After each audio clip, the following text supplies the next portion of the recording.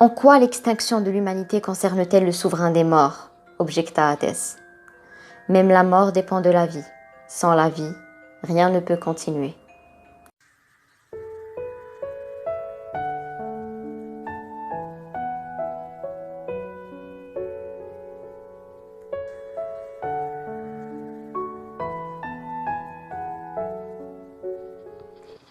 Bonjour à toutes et à tous, comment ça va? J'espère que vous allez bien, que vous vous portez bien et que tout va pour le mieux pour vous. Merci beaucoup d'avoir cliqué sur cette vidéo. Moi en tout cas je suis ravie de vous retrouver pour vous parler d'une nouvelle recommandation lecture. Donc dans cette vidéo j'ai choisi de vous parler du livre Dieux et guerriers d'Anthony Horowitz. Donc c'est un livre que j'ai lu en automne de l'année dernière, donc vers octobre-novembre de l'année dernière. D'ailleurs mon avis complet sur Instagram est disponible si vous voulez aller voir et jeter un coup d'œil. Donc sinon moi c'était important pour moi de vous en parler ici sur cette chaîne parce que c'est un livre qui m'a beaucoup plu et que j'avais beaucoup aimé. Donc j'ai hâte de le partager avec vous et de dire pourquoi est-ce qu'il risque de vous plaire à vous. Tout d'abord, l'auteur. Donc l'auteur Anthony Horowitz, comme je vous l'ai dit tout à l'heure, est juste un auteur de génie pour moi parce que j'ai déjà lu un autre de ses livres et il était franchement aux antipodes de celui-ci, un genre littéraire totalement différent. Et les deux livres étaient juste parfaits. Son style d'écriture est très beau, très fluide. Et puis c'est juste un master de l'écriture. Franchement, le lire est un plaisir, est un réel délice. Donc si, juste pour l'auteur, je peux juste vous conseiller de foncer, que vous n'allez pas du tout le regretter. Sa plume est très belle, légère et très attachante. Franchement, on s'y attache tout de suite et on a envie de lire plus de la plume de cet auteur-là. Donc moi, j'ai été ravie de le découvrir. Ce n'était pas le livre avec lequel je l'ai découvert, mais en tout cas, celui-ci est un livre, franchement, coup de cœur. Je lui donne un 5 étoiles. Donc pour Dieux et guerriers, donc de quoi il s'agit dans ce livre-là? Enfin, ce n'est pas un roman, mais il s'agit plutôt de 16 récits de légendes et de mythes plus ou moins connus à travers le monde. Donc il y a des légendes grecques, des légendes nordiques, des légendes celtiques, des légendes africaines, des légendes venant de partout dans le monde. Et Anthony Horowitz, lui, est en train de revisiter ces légendes-là pour nous, de nous les raconter fidèlement, mais de le faire d'une façon plus moderne, d'une plume un peu plus humoristique, d'une plume un peu plus légère. C'est un peu comme si j'ai eu le pressentiment, et là c'est rare d'avoir ce pressentiment-là dans les livres, que qu'Anthony Horowitz était juste là devant moi, qu'il était en train de me les raconter. Donc c'était comme une sorte de conversation avec Anthony Horowitz, avec l'auteur, et qu'il nous racontait toutes ces histoires-là dans un langage très courant, mais pas vulgarisé. Donc un langage que tout le monde utilise, mais qui reste soigné malgré tout. Donc son langage utilisé est très bien choisi. Donc pour nous raconter des légendes et des mythes qui datent de millénaires, des millénaires passés, donc de 500 à 600 à 1000 ans, à 2000 ans peut-être avant Jésus-Christ. Donc et nous les raconter avec ce style de langage-là, franchement, ça relève du génie. Donc avec Anthony Horowitz et avec Dieux et guerriers, nous allons nous aventurer à travers des légendes et des mythes, certains que nous connaissons, certains que nous ne connaissons pas. Donc à travers, nous allons aller voir par exemple quelques aventures du roi Arthur, nous allons voir les légendes du table ronde. Il sera question de créatures un peu mythologiques telles que les cyclopes. Il sera aussi question de traditions et de rites d'anciens villages, d'anciennes tribus qui datent de je ne sais quand. Donc nous visiterons un peu toutes ces légendes-là et puis nous les découvrirons. Et c'est fou de voir à travers la lecture de ces légendes-là combien franchement il est intéressant de les découvrir, parce que c'est intéressant de voir comment pensaient les gens d'autrefois, parce que finalement la fantaisie puis l'écriture en général, c'est une façon de refléter la société, c'est une façon de refléter le monde dans lequel nous vivons. Donc c'est intéressant de voir comment réfléchissaient, comment pensaient, comment vivaient, comment les gens d'autrefois expliquaient ce qui s'est passé autour d'eux, et puis comment ils se divertissaient. Finalement c'était aussi une sorte de divertissement, mais aussi une sorte d'explication des faits qui se passaient autour d'eux. Ils ne pouvaient les expliquer autrement. Donc c'est intéressant de découvrir encore plus de légendes et plus de mythes d'antan, parce que comme on dit toujours, et puis comme je le crois à 100%, pour comprendre le présent, il faut aussi comprendre l'histoire, comprendre le passé.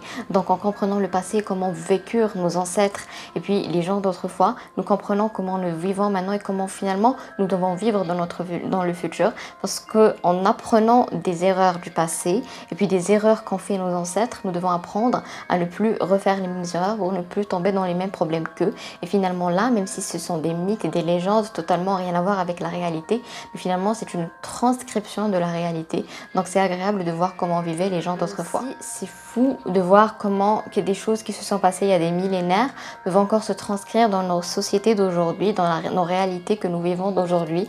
Donc c'est fou comme des choses ne changent pas, comme il y a eu des choses qui ont changé, oui, mais des choses qui ne changèrent pas.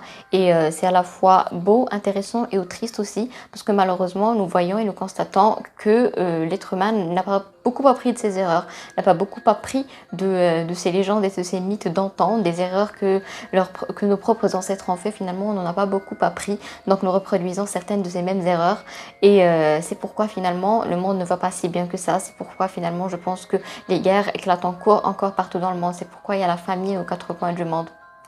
Aussi, ce qui est très beau dans ce livre-là, c'est que finalement, Anthony Horowitz ne s'est pas concentré sur de la mythologie grecque, qui est l'une des mythologies les plus célèbres, ou bien sur la mythologie nordique ou celtique ou autre.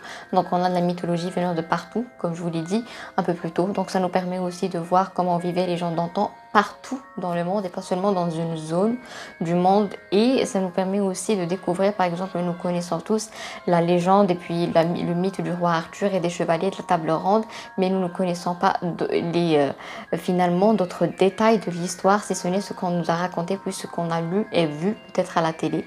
Donc là en fait on découvre d'autres détails, d'autres aventures, d'autres petites choses, et c'est fou comme ces mythes et ces légendes là sont un peu comme des fables, au moins poétiques. C'est-à-dire qu'il y a toujours une morale à l'histoire, il y a toujours quelque chose à apprendre, et franchement je vous l'avoue, moi à plusieurs reprises j'ai eu juste la trouille, j'avais peur, notamment dans certains récits précis. J'avais juste tellement peur, tellement de frissons, tellement c'était bien conté, tellement c'était horrifiant finalement, parce qu'il n'y a pas que des légendes tout au rose, il y a aussi des légendes un peu d'horreur entre guillemets, enfin c'est pas vraiment de l'horreur mais un peu horrifique. Donc c'était très beau, un petit mélange de légèreté, un très beau langage utilisé sans que ce ne soit trop compliqué, donc accessible à tous. Donc comme je vous l'ai dit en début de vidéo, c'est comme une sorte de petite conversation entre nous et l'auteur, et là c'est franchement juste priceless comme on dit en anglais, c'est sans prix. Et de sentir comme si on avait une conversation avec l'auteur du récit. Et c'est une de très belles histoires aussi, c'est très prenant. Franchement, moi j'ai juste lu super rapidement et je l'ai juste rempli de petits post-it, je sais pas si vous voyez en fait, non c'est pas très clair, mais j'ai rempli de petites post-it de passages que j'ai beaucoup aimé, de passages dont j'ai aimé l'écriture ou encore de passages dont j'ai aimé la morale et puis le message transmis. Donc ici il y aura un peu de tout, donc vous rencontrerez des héros et des méchants et des vilains et vous ne saurez jamais peut-être qui est le vrai héros de l'histoire finalement, parce que le héros n'est pas toujours celui que l'on croit, comme le dit si bien la quatrième de couverture. Donc là je me souviens des paroles d'une chanson, Sometimes the worst of us has the best disguising. Donc des fois le pire d'entre nous porte le meilleur déguisement. Donc et là c'est un peu le cas. On découvre aussi que les apparences sont trompeuses et comme je vous l'ai dit un peu tout à l'heure, le héros et le méchant ne sont pas toujours ceux que l'on croit. Donc il faut être prudent dans la vie. Donc voilà en quoi et comment on peut transcrire les mythes et légendes dans la réalité. Donc dans ces petites morales-là, dans ces petites leçons que l'on doit appliquer dans nos vies quotidiennes.